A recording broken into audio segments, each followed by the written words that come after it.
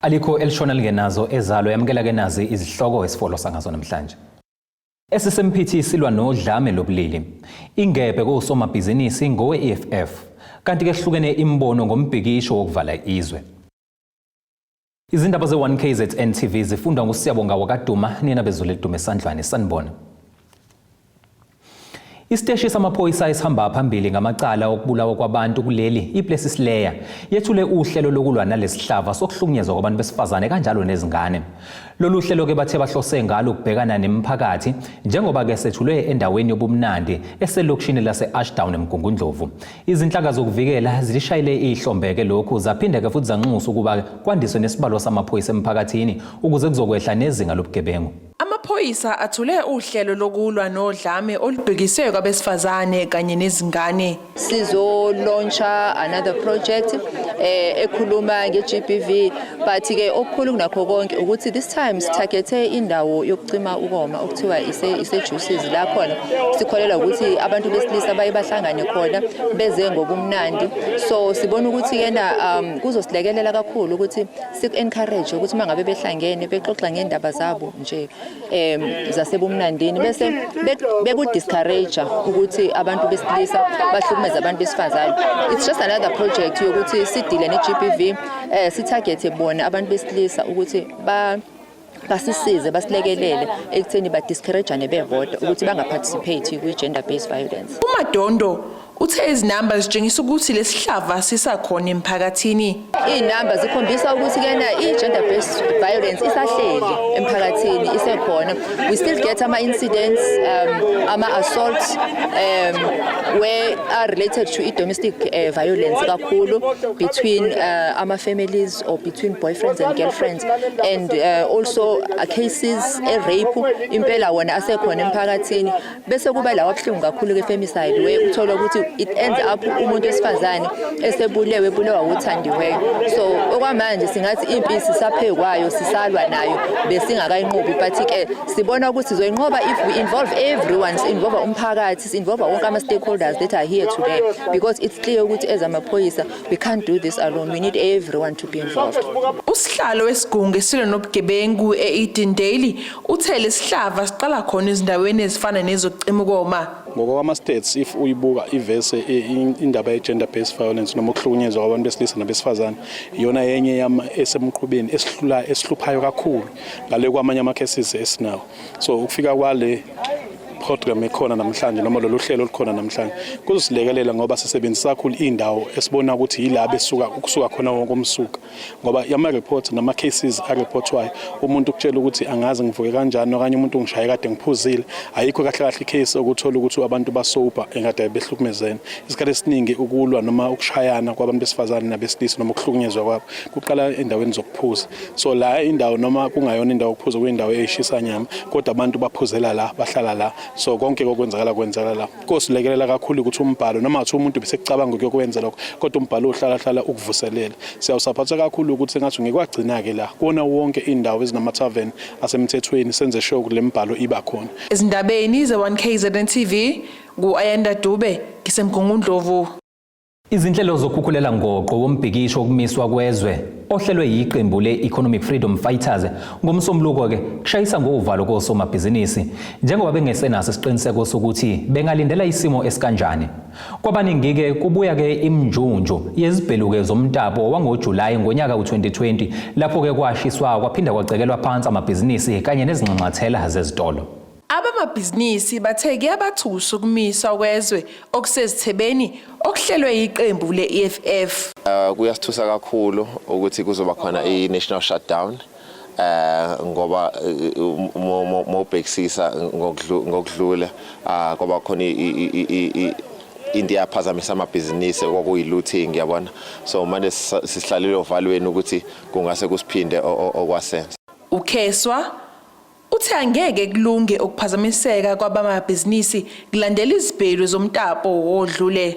Eqinisweni angicabanga ukuthi singasurvive ngoba kuningi osekushayile siyosomabhizinisi sishawe i-COVID, sashawa iyona futhi i-unrest yabona. Ngicabanga ukuthi lokho sithatha okulandelayo angeke sikwazi ukuthi sikuvike kuyosilimaza kakhulu. kade sibukisisa sizama ucwaninga kona ke sinayo i-security in place eku standby ezogada ezokuphepha ngalolu suku kodwa kade sicabanga ukuthi ngeke sesivule 100% ibhizinisi siyolivula 50% sifana nabantu abalele bevule iso elilodwa. Okhulumela uMasipala uMsunduzi uNtobeko Mkhize uthe bami ngomumo nezokuphepha. Umeya waseMsunduzi ukhansela uMzimkhulu uThebula ufisa ukuqinisekisa osomabhizinisi kanye nezakhamuzi zaseMsunduzi ukuthi ezokuphepha zizobe ziqinile ngomsombuluko kulandela isimemezelo sokuvalwa kwezwe.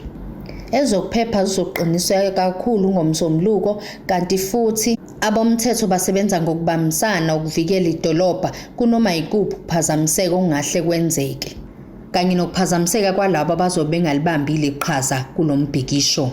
Umsunduzi ufisa ukuqinisekisa izakhamuzi ukuthi ibhizinisi lobe liqhubeka njengenjwayelo ngomsombuluko, abasebenzi bayofika emsebenzini ngokulindelekile, bazokwenza umsebenzi wabo uqinisekisa ukuthi uMasipala uyawufeza umsebenzi wawo emphakathini waseMsunduzi. Yonke iminyango yokumsebenzi yobivuliwe nawo wonke ama-services ayoqhubeka ngendlela ejwayelekile. Ezindabeni ze1KZNTV ngu-Ayanda Dube ngisemgungundlovu. Iqembu le-EFF lihlele kumisa yonke into ezweni laseNingizimu Afrika ngokukhulela ngoqoke wombhikisho ozokuba ngomsombuluko ngenhloso yokuphoqa umongameli uCyril Ramaphosa ukuba shenxe esikhundleni sakhe. Iziko lezindaba le1KZNTV libuze abantu eMsinga isePortshepstone, iRichards Bay kanye naseThekwini ukuzwa ukuthi ke bazokweseka yini lo mbhikisho we-EFF ngomsombuluko kanti ke bakhulume kanje. Isiteleka lesi esizobe sikhona angikho against sona kangako ngenxa ukuthini ama issues abekiwe kusona a genuine but I problem isekuthenini into mayilidwa ipolitical party, that means akuseyona into yomphakathi sekuyinto yezepolitiki, so asikwazi ukungena ngenxa ukuthi enye ipolitiki mhlawumbe nathi thina siyelinye iqembu nabo bayelinye iqembu. So if kuukuthi sesilwela inkululeko sonke kufanele kube ama civil organization ahlela izinto ezinjengalezo, but makuyi political party that means akusekhona okomphakathi. So ingakho ke ngithi thina njengelunga lomphakathi angizukuba ingxenye yalokho ngoba mina ngibelonga kwenye political party. Indaba national shutdown into esizwayo eindabeni kade yayishiwo, kodwa mina ngokwami ngumphakathi ngizobe ngisemsebenzini angisamukeli because wesisina ungathi uyabuka nakungathiwa ilizwe liyavalwa nje ngelihour elilodwa imalini lesiyoluza, nakuthiwa nje ilizwe liyavalwa nje ngelihour elilodwa siluza amabhiliyoni langanani. So angikwamukeli lokho mina. Ngifunda istatement seSantago ithi ayihlangani ne-national shutdown, amatekisi ayoba operator as normal. So nje ngizobe ngisemsebenzini ukuthi angi-understand lento ye-EFF ukuthi imayelana nani njengoba uchaza i-load shedding kade kuthanda kubekwa minister waka-electricity, then ngiyakholelwa kuyena because uye washo yena ngomlomo wakhe ukuthi i-load shedding izophela nje in 2 days maybe i-load shedding ireduciwe maybe iku-stage 2-3. So kuyabonakala ukuthi e-office ukhona uyasebenza.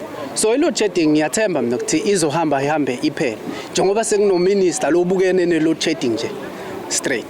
Impela nje ngizobe ngikhona, ngizobe ngiyile ngoMonday yabo ngiyosupporta cause yabona wekwenza ngakhona amanzi awekho, ugesi hlushwa ugesi sixakekile. But uma ungahamba nje endaweni njengako Santini yabo ufike eSantini, mawufika eSantini uzofika ugesi ukhona, amanzi abahlupheki amanzi. So then nje yabona ezabantu abamnyama around la siyahlupheka, like sihlupheka like singathi like sithi free but siyaxakeka, siphethwe umuntu omnyama, sihlushwa umuntu omnyama. So nje indaba nje yabo yokuxakeka kanje, imali zikhona, imali idliwa abantu abakhulu, thu imali azikho, abantu bayazidla imali, amanzi awekho since kudala, siphuza amanzi angcolile, asisagezi siyanuka nje thina sigeza amanzi siwathola nje hayi ugesi uyahlupha nje. So nje yabona nje ngithi nje Ramaphosa must fall. Mr. Ramaphosa say, aye, Utholile ithuba mfethu, uhlulekile mfethu, ithuba bekuyelakho, uhlulekile mfethu. Ayisicela omunye umuntu hayi sekumele wehle mfethu isikhathi nami ngizobe ngolela lelo lungelo. Sikhulume ngayi load shedding mfethu, load shedding mfethu ayasikhawatha kakhulu. Manje mfethu emakhaya kubona ukudla kwethu uyabona nje ukuthi singazi siyabona ama-truck ayahamba ebheke ukudeliver amalahla yale rush ukuthi thina sikhona la eSouth Africa ngaba booster thina mfethu ithuba mfethu bekuyelakho but usidayisile. Besicela nje kube khona omunye umuntu omusha mfethu nami ngizobe ngikhona ngeMonday ngithi hayi yebo-ke sophazamisayo mhlawumbe abanye bazobesebenza. Into engicelayo nje yodwa ukuthi thina sondakhe singalinge nje sizama ukutapa abafethu. Sibonile ngelokho esatapa khona sahlupheka ukudla kwasekudura ukudala kunyuka wonke ama-price singatapi kodwa abafethu lento kaRamaphosa ukuthi melehle nami ngikhona ngiyaphakamisa lapho asisonke. Abasukuxovizwe ngani ngoba la sikhona thina silakaZulu asidinge ukuthi xove izwe ngenxa yepolitiki le bona badla kuyimali ngoba nje bezovaliza nje uqondene uzokhankasa uqonde futhi uxova nje umqondo wabantu. Why eParliament ungakwazi ukuplanwa kahle izinto zixoxwe kahle ziphele zize kithi sesihluziwe? Why bona bethanda ngaso isikhathi kusenza izingane engathi asibone ukuthi kwenzekani emhlabeni? Umhlaba lo uwonakele njengamanje badla imali lapha bodwa. Njengamanje into abayazi baze baphume bengenzanga lifokolo bonke labo baseParliament lapha ba umsindo kuphela into abayazi ayikho iplan ukuthi njengoba kunama potholes zomgwaqo izinto zinje konakela kanje kufanele kuthathwe iphi way forward. So what they abasenza yona basenza iphukuphuku. So ngaloo ndlela Malema hlisa umoya mfana ungaloku uthi uze ngala kuthina kwaZulu ngani ngoba lento yakho asizukuyimamela kakuhle asizukuyizwa kahle ngani ngoba asiniki lutho thina yabo.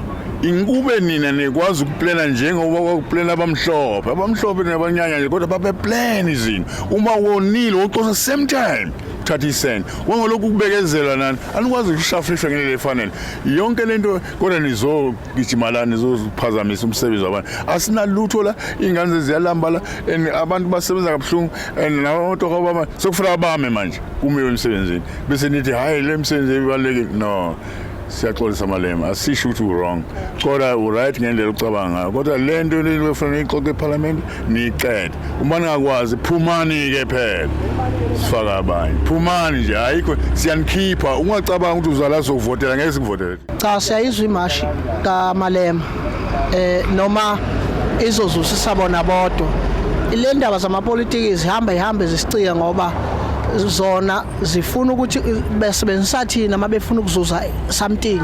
Njengamanje uMalema okhuluma indaba uthi njengoba sisebenza lathi neBay uzosuka ilahle uje lezongena uma usuka ilokuzana ama-truck uthi awazi ungena umnotho la eBay thina siyalimala.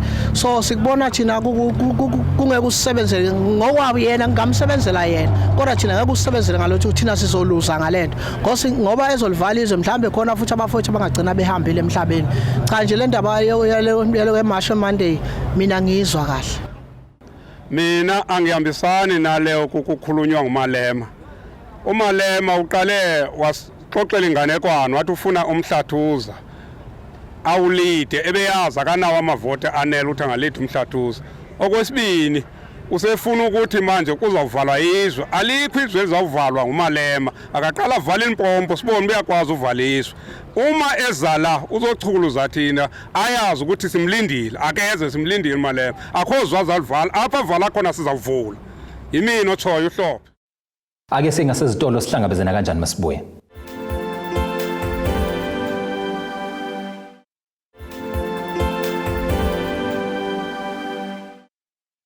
Asibingelele siphinde sikwamukele mungabe usanda kusijoyina ubukela izindaba ze1KZNTV nazi ke izihloko zezindaba ezihamba phambili.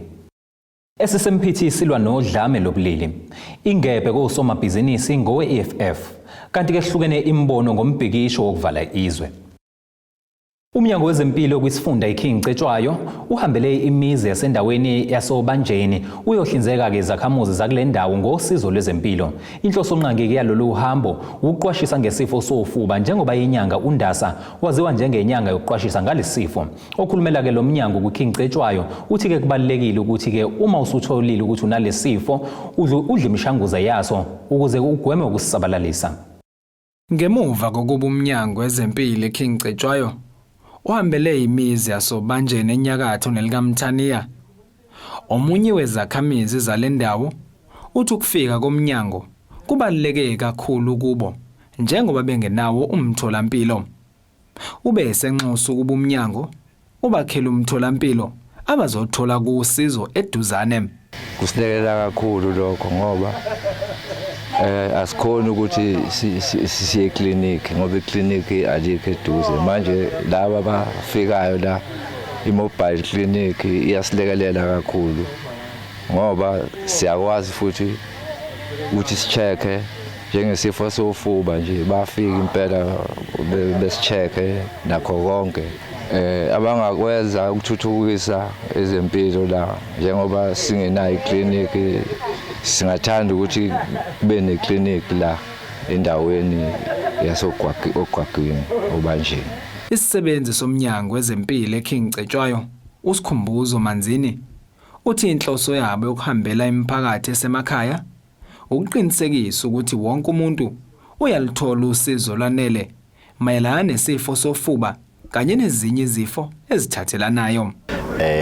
Sisebenzela umphakathi namhlanje sithathele ithuba njengokujwayelekile ukuthi umnyango uzifikele emathupha kubantu uzobheka inkinga eziqondene nabantu ngqo sisuka emsukeni wazo ukuze sikwazi ukuthi sizilaphe sibambisene kanye nabo abantu sizwe ukuthi kuphi esingabalekelela ngakho njengomnyango wezempilo njengokuthi nje uHIV no TB izifo eseyithe ukujwayeleka kakhulu sekuze bafike lesikhathi la wonke umuntu engasazinaki khona namhlanje sobavuselela ke. uZamandlamini nayo isisebenzi seKing Cetshwayo ukhuthaza abantu ukuba beyidle beze beyiqede imishanguzo ukunqanda ukusabalala kwezifo ezithathelanayo.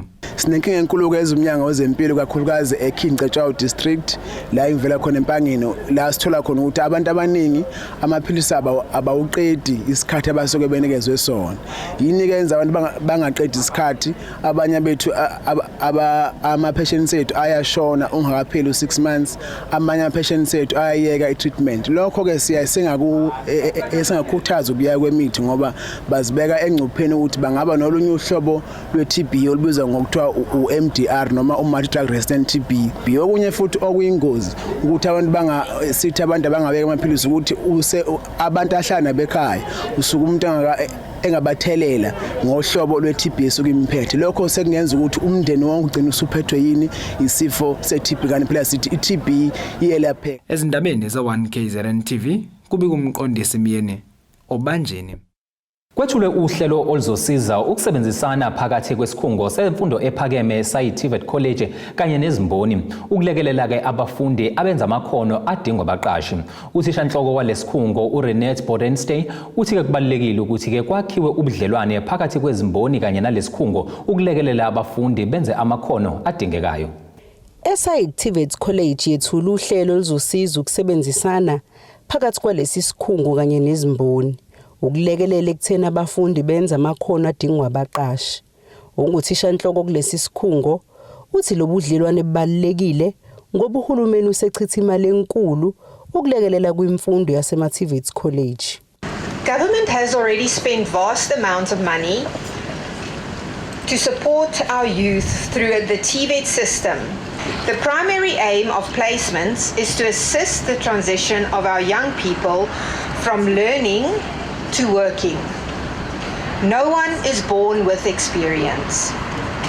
I wish to call upon all employers to open their workplaces for the placement of both TVET students as well as to give workplace exposure to the TVET college's lecturers so that they can teach and train in what is currently needed by industry. Imeya kaMasipala iRain Nkonyeni ithi ukubambisana phakathi kwezikhungo zemfundo ephakeme ama-TVET colleges kanye nabaqashi kuzosiza ekutheni babone ukuthi abafundi benza amakhono abawadingayo yini. Industry participation in TVET curriculum and workplace training opportunities is the primary way of achieving progressive partnerships. This is important because if employers are not involved in the process of the specific skills, attitude and behaviors required by graduates, they are less likely to see any relevance between TVET and their skills needs. Ubese veza ukuthi uma abaqashi bengabona umvuzo ongamakhono enziwa abafundi kulezi zikhungo angeke bakuthola ukweseka abakudingayo. Kanti uthi ukuxhumana kuzokwenza lezi zikhungo zifundiswe lokho okudingwa abaqashi. If industry sees no benefit in the linkage, they will not support such program. Look, technologies change faster and faster. In academic education, curriculum is relatively stable. In TVET, a 3-year-old curriculum may be teaching the history of technology and not the skills currently required by industry. Constant feedback from industry is the primary input to updating curriculum along with graduate input on the relevance of their institution learned skills to performance requirement. Izindabeni ze1KZNTV kubika uZamando Sicele ngisesayidi. Khona manjalo ungqongqoshe wamaphoyisa kuleli ubheka icele ehambisana ke nokomishana wawo amaphoyisa kuzolonke uFani Masimula kanye ke nokomishana esifundazweni kwaZulu-Natal bahambeleke indawo yakwaMashu kanye ke nasePhoenix nalapho ke bebehlela ukuthi ke ngakube abezomthetho bakulungele yini ukubhekana ke naso ke isiteleka okulindeleke ubasibe osukwini langomsombuluko. Ekhuluma ke nabezomthetho ucele uyaleleke amaphoyisa ukuthi ke agweme ukusebenzisa udlame kepha enze isiqiniseko sokuthi avikela impahla kanye ke nezakhamizi. The same constitution allows all South Africans to protest, to march and raise their grievances, but there are limitations that are put there. Those limitations are: you don't march armed, you don't destroy property, you don't interfere with the rights of other people. That's where we come in as in law enforcement. When and if people march on Monday, there's a full right, so there can't be a war against those people. Kuzokhumbuleka ukuthi iqembu le-EFF ulindeleke ukuba libambeke ukukhulela ngoqo wesiteleka kulolonkeke elakuleli njengoba ke befuna ke ukuthi umengameli wakuleli uCyril Ramaphosa ehle esikhundleni kanti ke futhi bakhala ke ngezinto ezifana ke nakho ungabe bikho ugesi kuleli. Lesi siteleka sigxeke kakhulu ke amaqembu ehlukahlukene ezepolitiki kanye ke nezinhlaka ezahlukene njengoba ke uSantaco uyeke waphumela obala njengoba ke uthi ke angeke uze ube ingxenye yaso.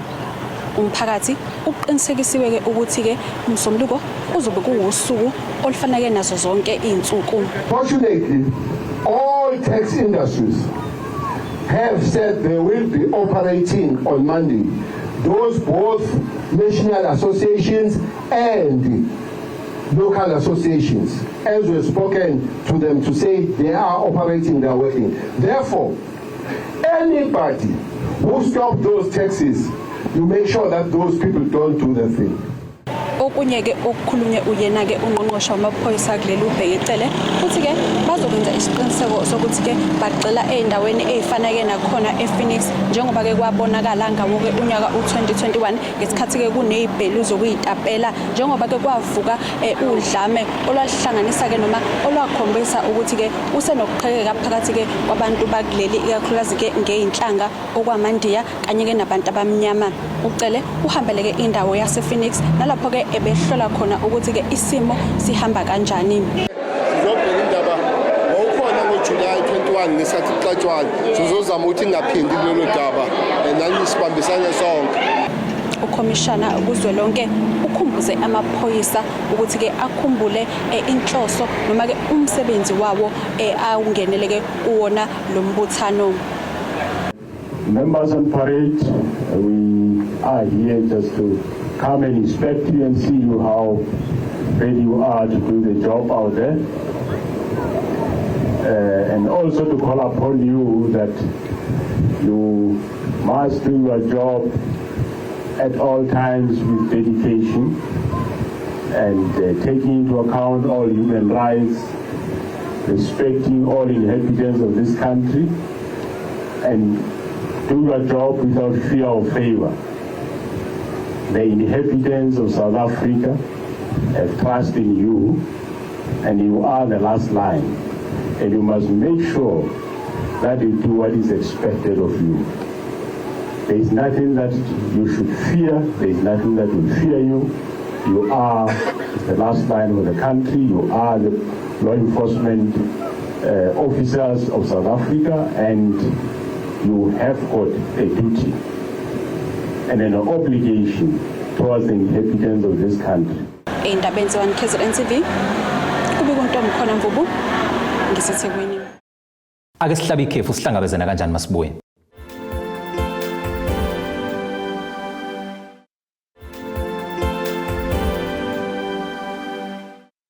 Asibingelele sikwamukele monga bosanda kusijoyina ubukela izindaba ze1KZNTV nazi izihloko zezindaba ezihamba phambili. Esase-Mphithi silwa nodlame lobulili. Ingebhe KOSOMABHIZINISI ngowe-EFF kanti ke hlukene imbono ngombhikisho wokuvala izwe. Ake sibhekele engosini yezomnotho.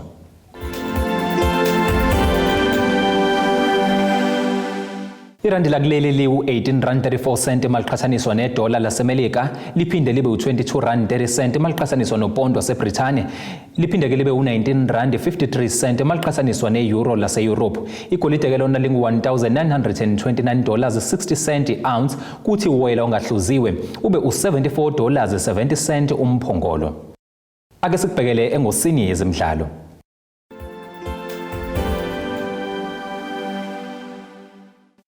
Inkakha yomdlali we-Kaizer Chiefs owengalibheki ipali uCollins Tofontofo Mbesuma usekhuza ke ibuye ebholeni likanobhutshuzwayo kodwa hayi njengomdlali kepha njengomqeqeshi. Umbesuma ke okumanje usaphethe umlando osuneminyaka ke eli-18 ungaphulwa muntu wokuba ngumshayi wamagoli ovelele kwiligi ngokushaya amagoli angama-25 ngesizini ka-2004-2005. Useqashwe yiqembu elidlala esigabeni se-ABC Motsepe League iPretoria Cali's njengomqeqeshi wabagadli. Ake sikubhekele isimo sezulu.